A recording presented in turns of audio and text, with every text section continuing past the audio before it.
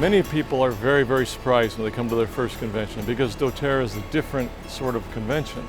It's always going to be about education, about the essential oils, and it's a place where people can come and make connections, meet people, get their questions answered, and just to be overall just strengthened in the things that they're trying to learn.